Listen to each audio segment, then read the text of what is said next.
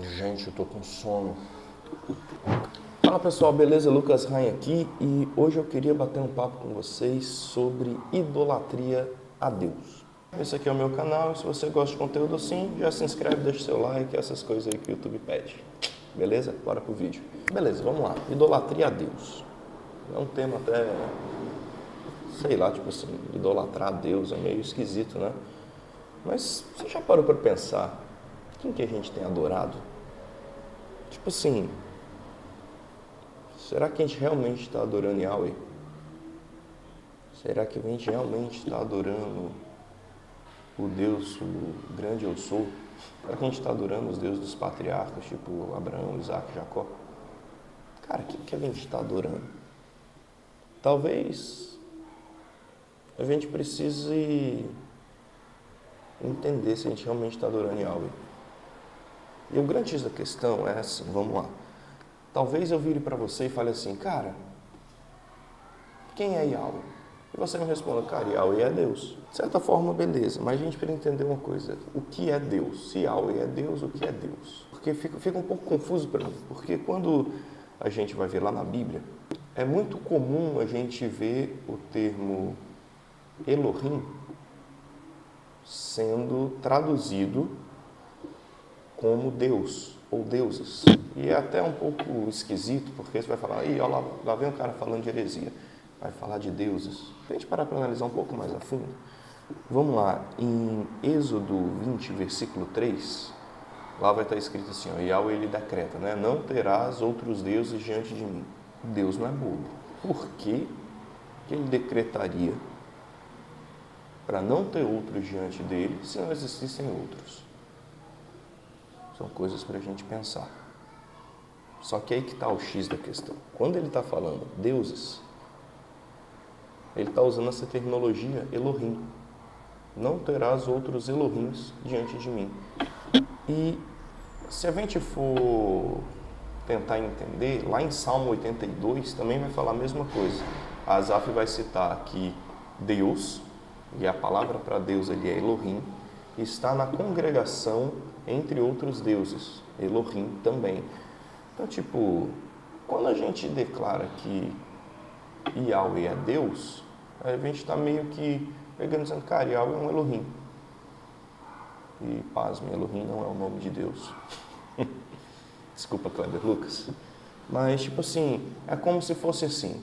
Quando eu te pergunto quem é Yahweh e você me responde que ele é Deus, é como se você estivesse fazendo mais ou menos assim. Eu perguntasse, cara, quem é o Lucas? Você respondesse, é um ser humano. Tipo, não está errado. Mas se você pergunta para alguém quem é o Lucas e essa pessoa te responder, ah, cara, o Lucas é um ser humano aí. Isso demonstra o quê? Isso demonstra que essa pessoa não me conhece. Isso demonstra que essa pessoa não faz ideia de quem eu sou. Ela sabe que eu sou uma pessoa, mas não sabe de fato quem eu sou. Tipo, ela talvez, se a pessoa ela me conhece, assim, talvez ela até já tenha, tipo assim, me visto de relance, assim, ah, é um homem barbudo lá, assim, assim, assado. Mas não sei se você consegue entender que falta... Ih, gente, deixa eu mutar aqui. Não sei se você consegue entender, tipo assim, cara, falta algo. Falta saber quem eu sou. Da mesma forma com Deus. Que, cara, vamos lá. Se uma pessoa tem intimidade comigo, ela vai saber me descrever fisicamente, vai saber descrever como eu sou, como eu ajo nas situações, vai saber se eu sou um cara estourado, se eu sou um cara calmo, se eu sou blá, blá, blá. Cara, isso é uma coisa que a gente só consegue saber quando a gente realmente conhece a pessoa. E quando a gente vem para Deus, é a mesma coisa. Tipo, será que a gente sabe quem a gente está adorando? Ah, quem é Yahweh? Deus. Se a gente não conhece Deus e a gente não sabe quem Ele é, talvez a gente pode estar adorando um Deus que a gente criou. A imagem de algo que a gente criou e não necessariamente algo. Peraí que eu preciso de água, minha garganta está ruim. Então, o grande X da questão é, talvez a gente esteja adorando um Deus que a gente criou. E sabe qual que é um grande O problema é que a nossa mente religiosa, ela não vai permitir muitas vezes a gente fazer esse questionamento. A gente questionar quem a gente está adorando. Cara, eu cresci vendo os meus pais com muito amor, muito temor, muita reverência, devoção. Cara, eu cresci nesse lugar.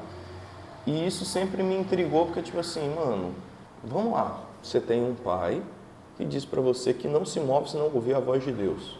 E você pergunta quem é Deus e você nunca ouviu a voz, você nunca soube. Cara, você achar que esse cara é doido, não é muito difícil. Você concorda comigo? Não é muito difícil. Então, meus pais, eles ainda tentaram me ensinar muita coisa. E a gente pode até tentar transmitir, eles me ensinaram princípios e tudo mais. Só que, cara, a única coisa que mudou a minha vida foi ter revelação da santidade e soberania de Deus. Só isso faz você ter temor a quem Ele é. Porque o X da questão é, vamos lá. Meus pais me ensinaram. Olha, você não pode mentir, você tem que obedecer, você não pode murmurar, você não pode ficar enchendo a cara, essas coisas tudo que a gente ouve. Só que, cara, se a gente for parar para pensar assim, analisar na ponta do lápis, muito disso é uma boa moral, uma boa conduta. Olha que coisa linda, não mentir, não bater no coleguinha, não fazer isso, não fazer aquilo. E, cara, esses ensinamentos por si só já são muito bons. Mas chega num ponto onde tudo vira um livro de regra. Se você não der o dízimo, o capiroto vai te pegar, vai consumir tudo, devorador, não sei o que. Será que a gente está adorando um Deus que a gente criou?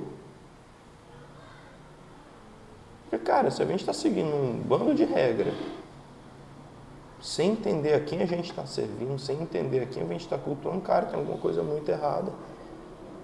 Aí vira um religioso que acha que vai conquistar as coisas porque está jejuando 5 vezes no dia. 5 dias na semana. Vira uma pessoa que acha que porque está dando dízimo todo dia, Deus tem que prosperar, Deus tem que abençoar. Falta temor e reverência. Falta amor. Gente, sem isso, não sobra nada.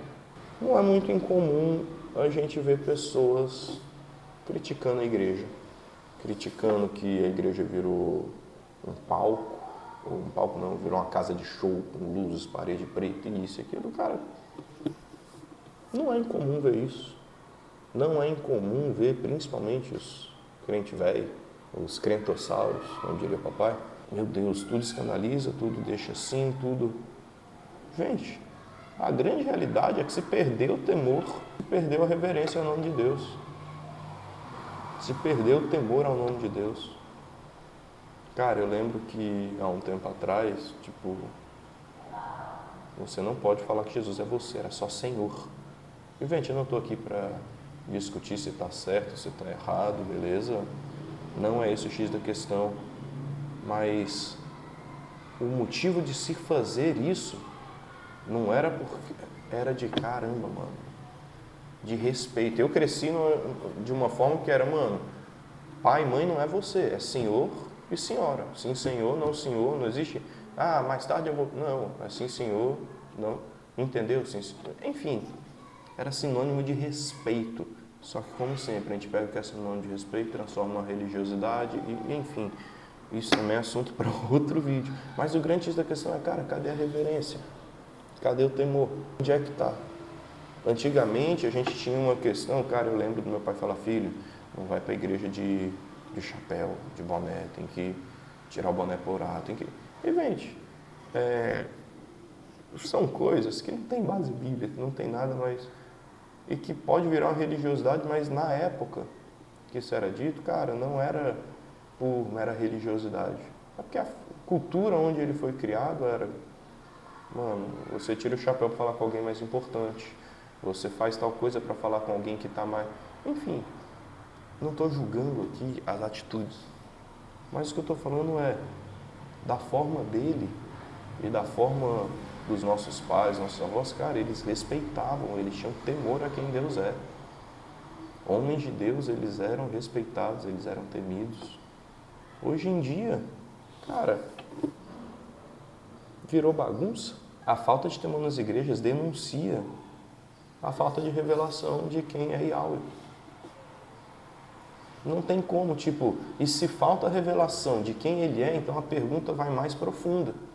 Se eu não tenho revelação de quem ele é, cara, para quem que a gente está prestando culto? Quem é que está sentado no trono? A intimidade do Senhor é para aqueles que o temem, aos quais ele dará a conhecer a sua aliança. Aonde está o temor? Aonde está a intimidade, gente?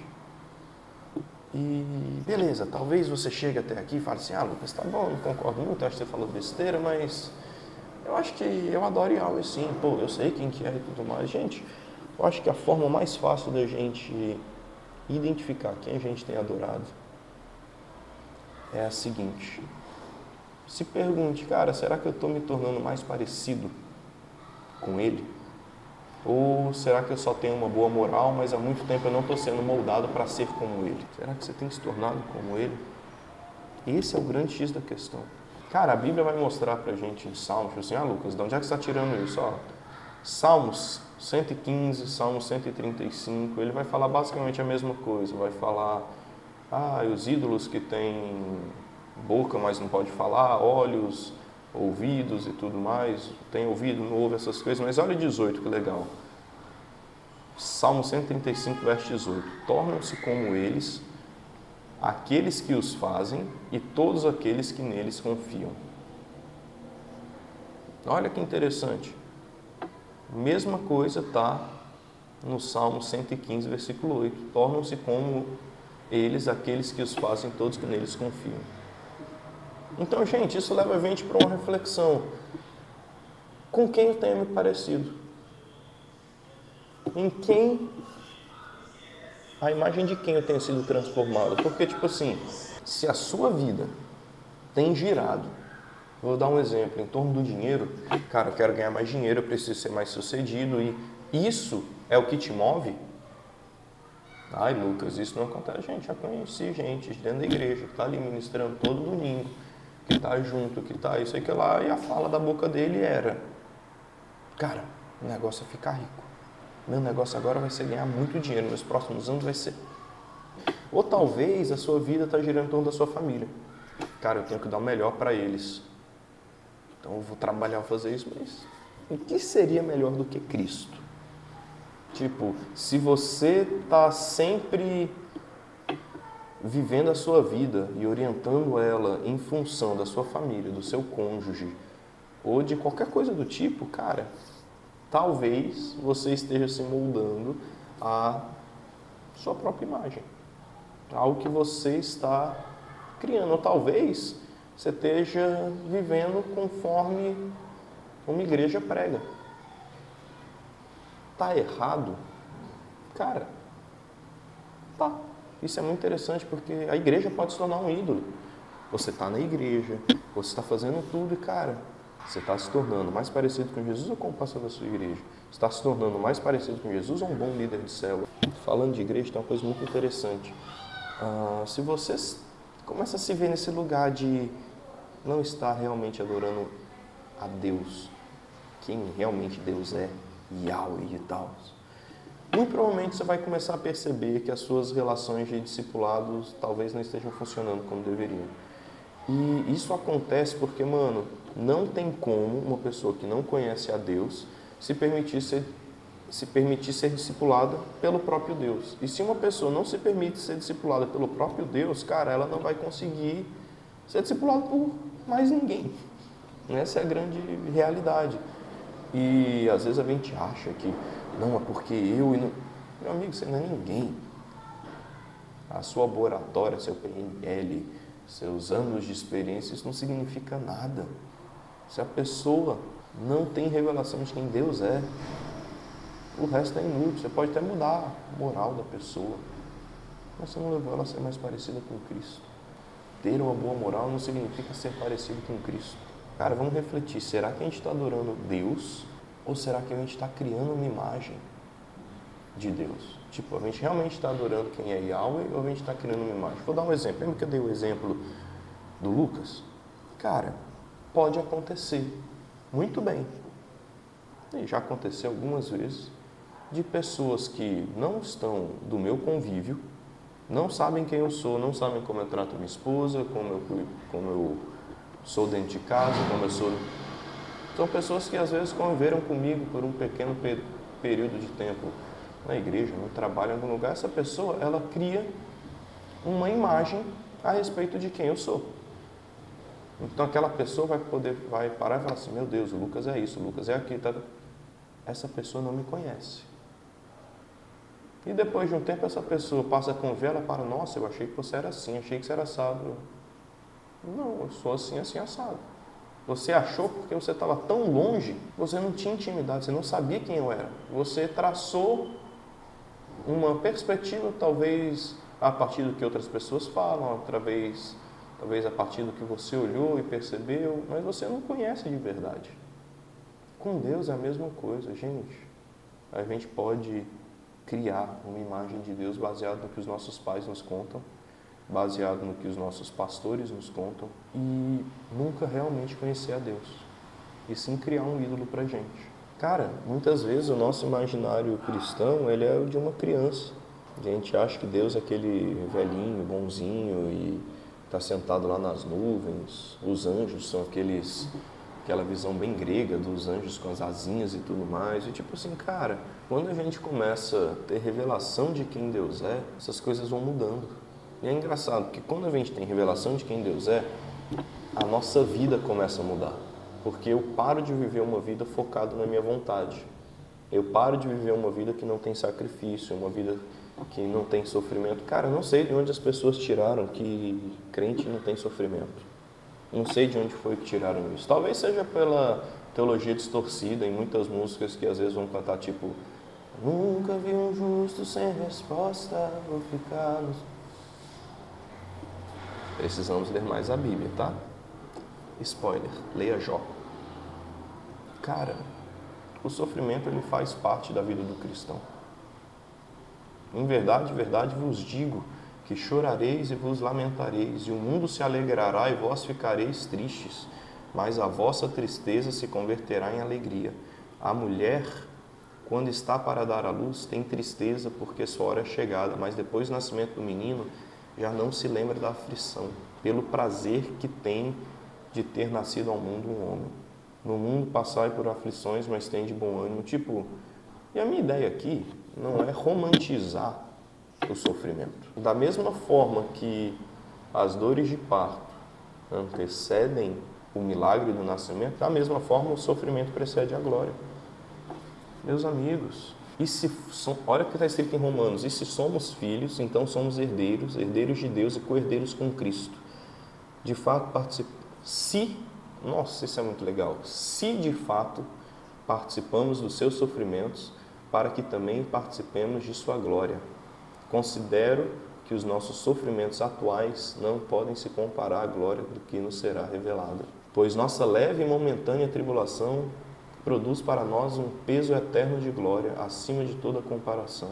A gente precisa ser movido pela eternidade, mas como que a gente vai ser movido pela eternidade se a gente não conhece o eterno? Não existe vida eterna sem conhecê-lo. Olha o que está escrito lá em João 17:3. E a vida eterna é essa, que conheçam a Ti, único Deus verdadeiro, e a Jesus Cristo a quem enviaste. Gente, a vida eterna é essa. Talvez a pergunta que a gente tem que fazer agora é, será que você quer conhecer Yahweh? Porque a gente precisa entender que conhecer a Deus é algo que muda totalmente a sua vida.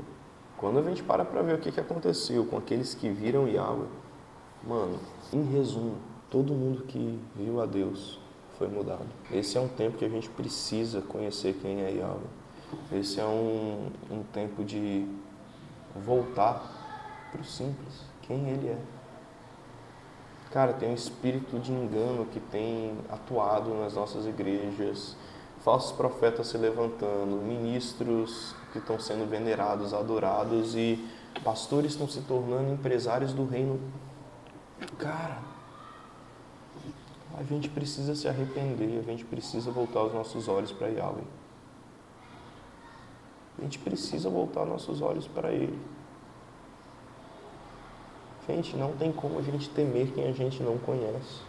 Será que você realmente sabe quem Ele é? Será que você deseja conhecê-lo? Porque, cara, eu te prometo uma coisa, conhecê-lo vai mudar tudo. Vai desafiar conceito, convicção, tudo que você acha que você sabe. A sua vida começa a ser moldada segundo Ele e não segundo o que você acha. Não segundo a sua religião, não segundo o que você entende da Bíblia, não segundo... Cara, esse vídeo ele é um convite a conhecermos o Eterno. A gente precisa se arrepender e fixar os nossos olhos nele. É tempo de conhecer o Eterno. Gente, é isso, não tem muito o que falar. Deixa aí nos comentários se você tem alguma pergunta, se você concorda, se você discorda. Tchau.